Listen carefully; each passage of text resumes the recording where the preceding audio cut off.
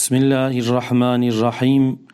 الحمد لله نحمده ونستعينه ونستغفره ونتوب إليه ونعوذ بالله من شرور أنفسنا ومن سيئات أعمالنا. من يهد الله فلا مضل له ومن يضلل فلا هادي له، ونشهد أن لا إله إلا الله وحده لا شريك له، ونشهد أن محمدا عبده ورسوله. أوصيكم عباد الله بتقوى الله وأحثكم على طاعته واستفتح بالذي هو خير. أما بعد، گلی مروان من باش گوداری بکن دبه کجارک دن املور هف نبینن. رحمه خود الوان کسان به کوگوتنه من باش گوداری تکه و فهم تکه. ین لور بلا گوتنین من جین لن لور را ببیجن. دبه کو چیتر فهم بکن و اطاعت بکن پیک بینن. گلی مروان بزان بن رب و یکه باو وجه یکه هون حموج آدم زیده بونه. آدم جیج آخی هاتیا افراندن، ین عرب جین نه عرب، ین نه عرب جی عربان، مروون سپی جین زنجی و انسان رشک جین سپی نچیترن.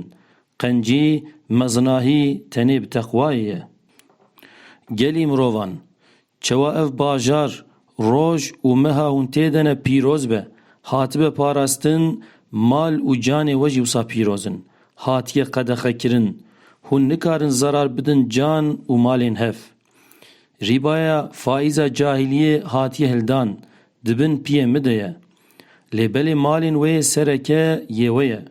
نن حقیب کن نجیبلان حقیل و ورکرن. فائزا پیشی من راکر جی یه مام من عباسه. خوینداریا جاهلیه جیاتی راکرن. خوینداریا پیشی من راکر جی یا ربیعه بن خاریس بن عبدالمطلبه. گلی مروان از ده حق پیرکان ده شیرتا معفن وان لودکم و دویم جاره ده شخوده بترسن. جنین و جبو و امانتین خودینه. ناموس و عفتا وان بسوندبونا ناوی خوده جوار حلال ویه. پشتی ویه که مقاتبن و بزان بن.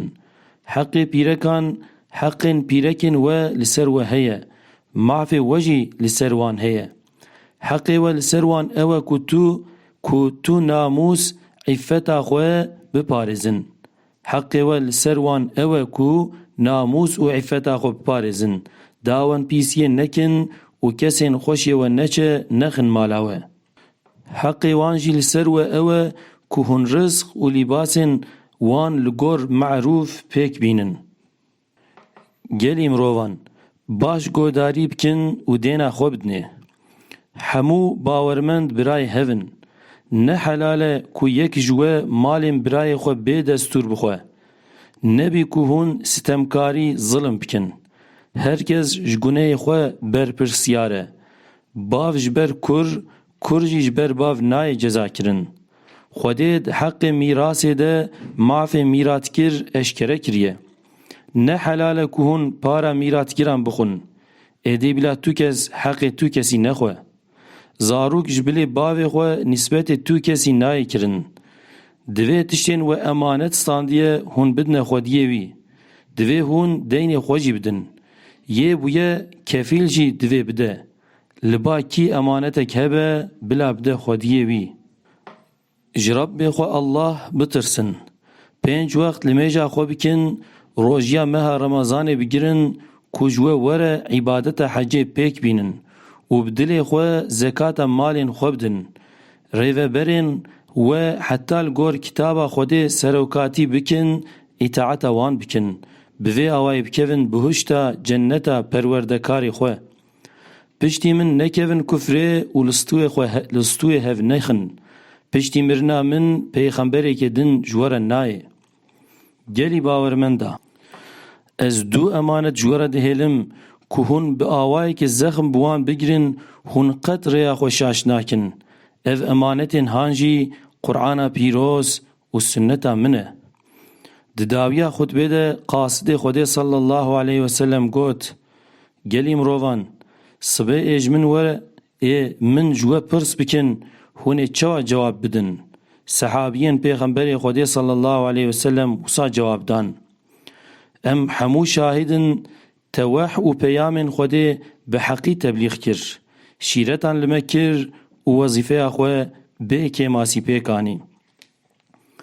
قاصد خدا پیغمبر ما صلی الله علیه وسلم 1400 سال پشتی کوچه داویات امجی شاهدن. تا وظیفه اخوه پیغمبریه به که ماسی پیکانی.